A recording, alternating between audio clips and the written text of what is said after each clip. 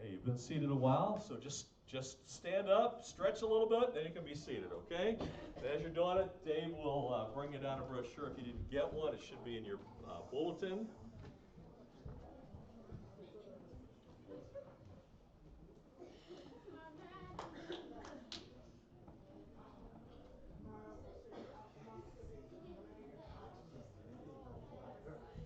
So just let Dave know that you need a brochure. He'll give you one.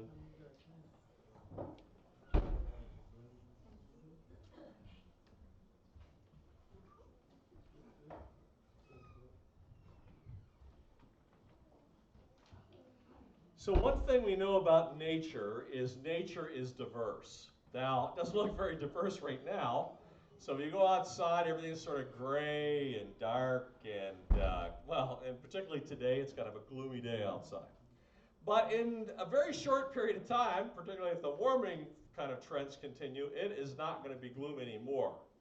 And usually around our house, anyway, about somewhere in early March, sometimes it's in late February, we have these little things that pop up. They're called snowdrops. I'm not sure exactly what they're called, but it's the first flower that we see.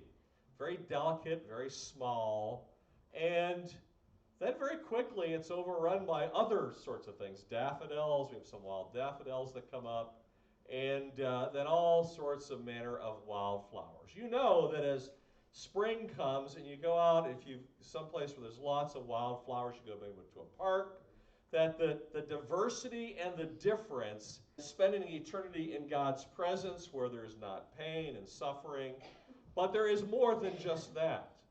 There is this sense in the Scripture of these crowns, these acknowledgments that God desires to give, will give, that will bring about differences. So, we're not going to look the same, and there's going to be these differences and these acknowledgments that God is going to give to us. Now, I'll explain over the last couple weeks that actually we have some of these vines that we have up that have some, I guess these are holly probably because they've got some red in it. But if you think just about the green part of that, you took it and you wrapped it around and you put it on your head, that would be the idea of the victor's crown in the ancient world. So the victor's crown, this is not a crown of royalty. It's not the crown given to a king. It's the crown given to an athlete who finishes the course, finishes whatever the race might be. And at the end of that training and discipline, the one who gets across the line first is the one who gets that crown of acknowledgement. So that's what we've been talking about. I want you to take your brochure and if you would turn to the second page there. Actually, I'm going to be on point 3, but where it says recognition, I want to read a scripture, and then we're going to launch into looking at what these crowns are today. But it's in page 3, and under where it says recognition, I want to read 1 Corinthians 3, 10 through 15. And it says this, "By the grace God has given me, I laid a foundation as a wise builder, and someone else is building on it, but each one should build with care. For no one can lay any foundation other than the one already laid, which is Jesus Christ. If anyone builds on this foundation using gold, silver, costly stones, wood, hay, or straw, their work will be shown for what it is. For the day will bring it to light. It will be revealed with fire. And the fire will test the quality of each person's work. If what has been built survives, the builder will receive a reward. If it is burned up, the builder will suffer loss, but yet will be saved, even though only as one escaping through the flames." So I built a building, I shouldn't say I built it, somebody built it for me this past summer. Actually, it was on Kathy's farm. This building was built. And but before the building can ever be built, you got to start with the foundation. Actually, I had to start with getting the ground ready to even hold the foundation.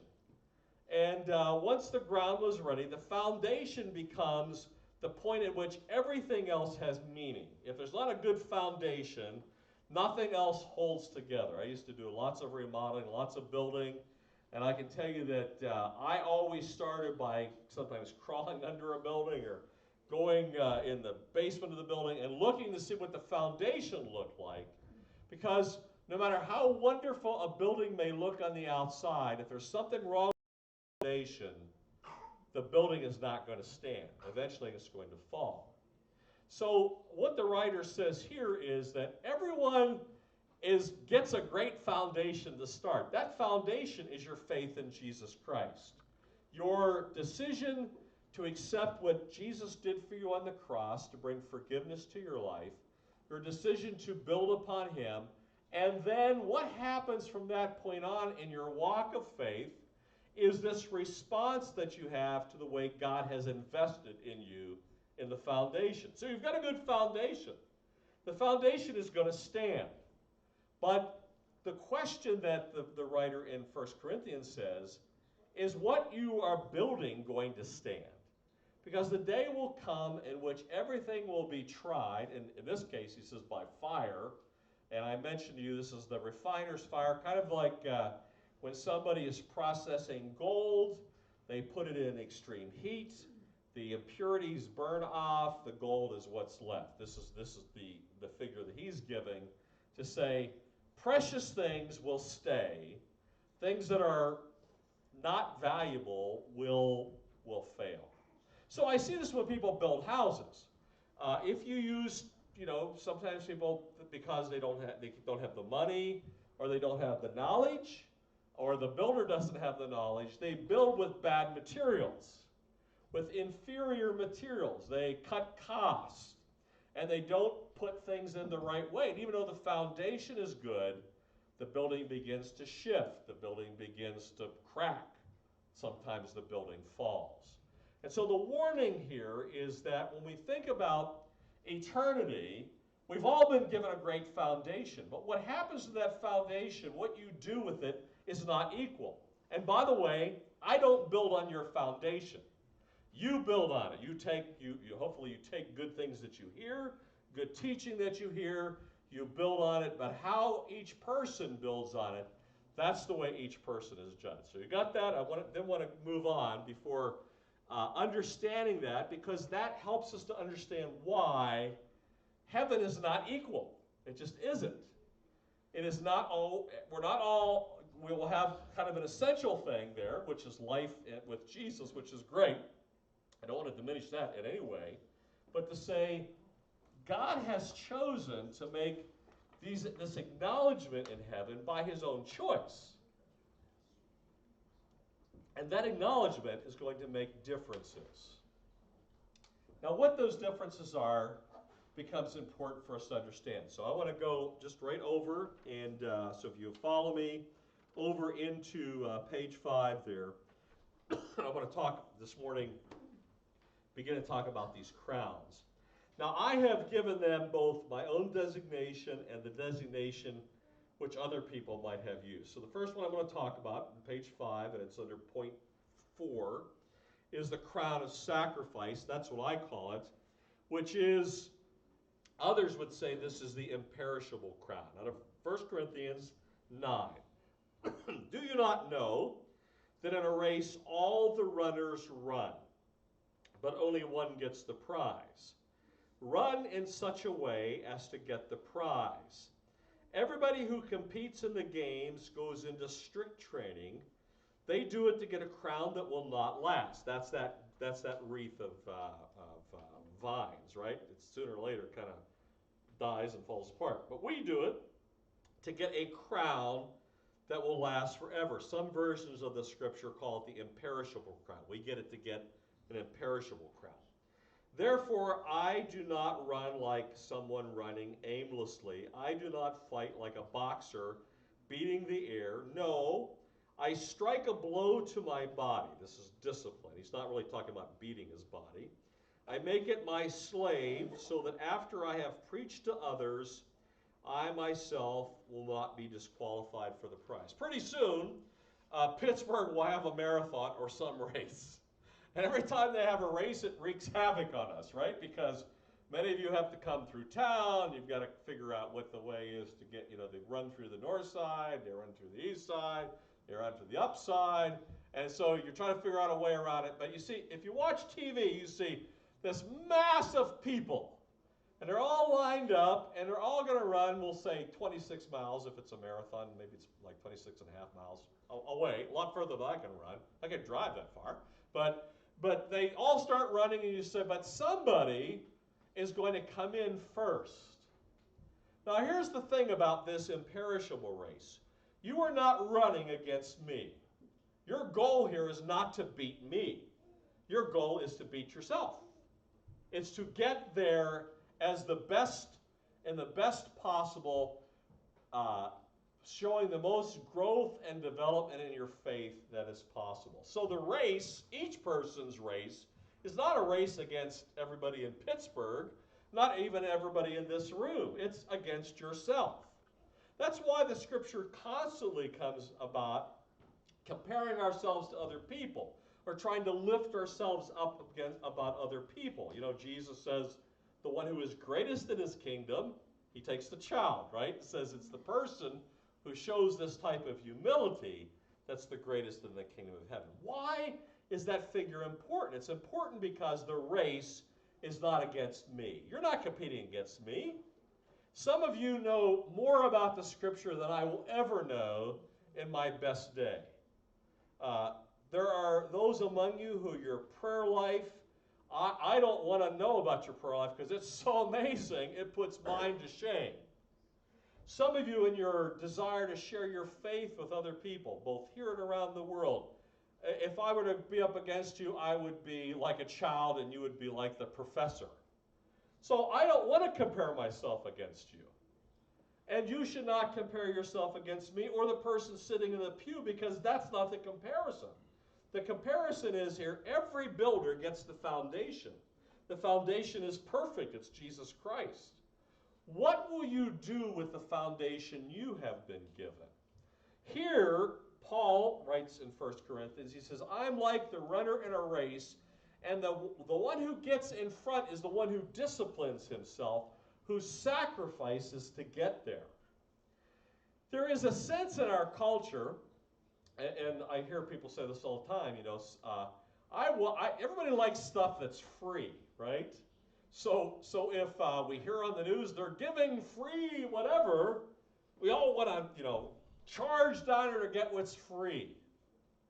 Now, the foundation that we get in Jesus Christ is by his grace, it's by his love, it's by his mercy. It is free to us. But there is this response from that point on that enables us to be working, co-laboring with God to be building on that foundation. And that takes effort. Not that that effort saves us, but that everything that's worthwhile has some degree of difficulty to it. So I have a field, Kathy has a field, about 20 acres, and I would love to have these wondrous crops in that field. Now, since she's a bee farmer, we want flowers. That's our big deal. We love flowers because the bees love flowers. But I can tell you, every time we've gone to do work in that field, it is hard work. And we have machines that help us do that. But even with those machines, there is always work involved. Breaking up the soil, fertilizing the soil, making the pH with lime in the soil the right way, putting the seed in at the right time. I could go out every day, I could look out on the field and say, I would love to have a beautiful field, and all I do is nothing would ever happen. Because the grass isn't going to plant itself, the flowers aren't going to plant itself, the field isn't going to till itself. And in your life, if you're waiting for somebody else to do it, you are never going to grow in your life. Some of you are blessed with parents who are amazing Christians, amazing followers of Jesus Christ. But mom and dad don't build on your foundation, you do. Some of you are blessed with a spouse that's an amazing Christian. But you have to build on your own foundation, not on your spouse's foundation. Well, that's kind of a different story. But But all of us have this responsibility to build ourselves. So Paul says here, therefore I'm not like one running aimlessly, like a boxer beating in the air. So we have two grandkids. The one's not quite crawling. He's trying to kind of scooch. The other one doesn't know how to stop. So in my daughter's house, she has a hallway that connects to the living room to the kitchen. So my grandson, for some reason, just can begin to run. And he runs. And he will continue to do, we all hope, he will continue to do that until he is so tired he will just want to take a nap. He's going around and around and around. And what's the point to it?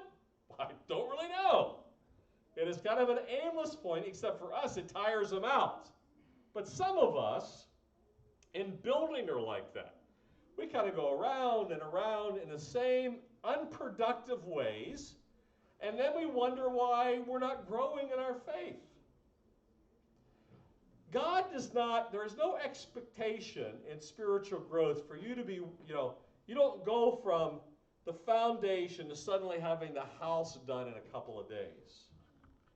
In our case, the building that's kind of put up but not finished yet, not completely the way we want it, is almost 3 years. 3 years. That's not even the years of planning. That's just 3 years from starting. Why? Because if you're going to build right, it takes time. And you start with what you have. So you want to be a great scholar in the Scripture, you don't start out by being a great scholar. You start out by taking the Bible, picking it up, lots of wonderful resources, and you read it. And you read it, and you begin to learn about it, and then you practice it in your life, and suddenly you find yourself growing when you didn't even realize you were growing. But that's not someone who's doing something aimlessly.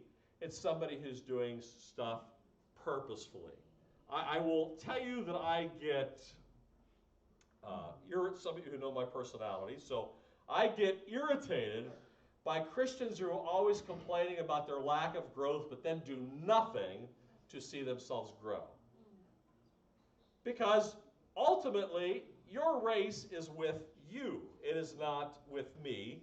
And although, a trainer can come alongside of you and help you know what to do, but nobody gets good at whatever they're doing unless they practice the training. So those of you who go to the gym, you can tell I'm in the gym all the time, right? So, not. But those of you who go to the gym know that at the beginning of the year, lots of people go to the gym.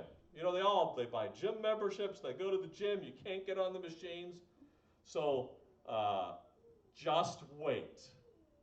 Give it about 30 days, and those people will be like, they give up, right? They don't continue at it. But the people who do get in better shape, their hearts are in better shape, their lives are better, because they go through the discipline of doing what they need to do.